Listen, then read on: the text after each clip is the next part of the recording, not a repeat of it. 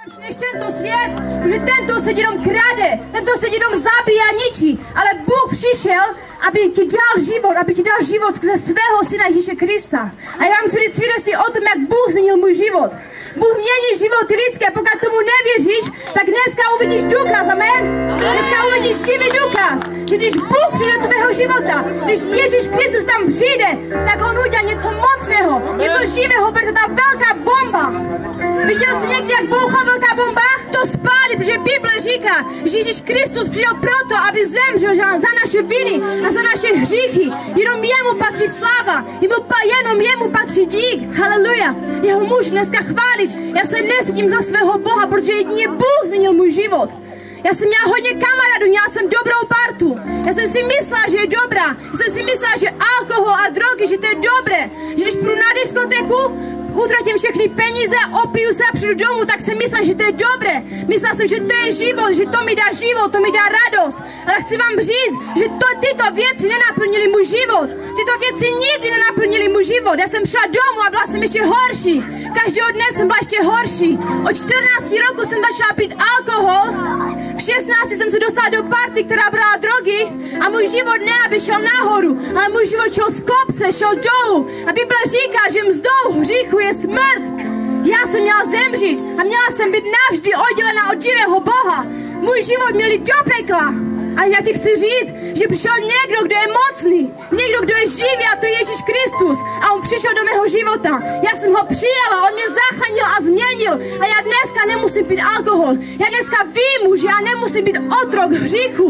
Já nemusím otročit alkohol ani drogám, já nemusím otročit ničemu, protože můj Bůh je živý.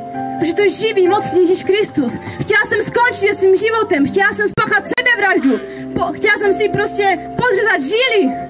Ďábel je tady, aby kradl, aby ničil člověka. Možná jsi měl někdy takové myšlení, možná jsi někdy přemýšlel o sebevraždě, nebo o tom, že někde odcestuješ do cizí zemi a že tam se budeš mít líp, ale to není pravda. Víš, pokud tady nepoznáš Ježíše, pokud nepoznáš Ježíše, pokud ho nepřijmeš do svého života, tak já ti chci říct, že nikdy nebudeš mít pokoj a klid.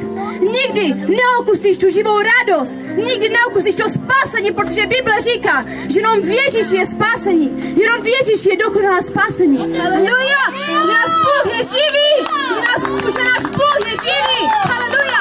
Ježíš Kristus přišel do jeho života. Já vám chci říct, příští rok v únoru mojí mamě bude 60 roků, ona je zdravá. Žádná rakovina, žádný vozíček, vůbec nic, protože Ježíš ji zachránil. Ježíš ji zachránil. Chci ti říct, dneska budeš mít tu milost. Dneska máš tu milost. Já ti chci říct, pokud někdy bys si vyhrál milion v sázce, já ti chci říct, to bys měl na chviličku. Ty peníze přijdou, ale za chvilku jsou zničené. Oni pominou. Je to tak? Prohraješ to, nebo to utratíš. Peníze přijdou a odejdou. Ale já ti chci říct, že pokud dneska přijmeš Ježíše do svého života, tak on s tebou bude na věky. On s tebou zůstane na věky. Bible říká, já tě nikdy neopustím. A nikdy se tě nezřeknu, on tě tak moc miluje. Bible říká, on neušetřil svého vlastního syna, ale za nás všechny jej vydal. Haleluja. Nikdo z vás byste nedali své dítě. Nikdo z vás byste nedali své dítě, protože je milujete, je to tak? Ale Bůh, všemohoucí Bůh, on dal svého syna Ježíše Krista za vás všechny, aby vy a my jsme měli život věčný. Amen. Proto děkujeme našemu Bohu. Amen. Chválnou, nebo děň živý. Ve jménu Ježíše. Amen.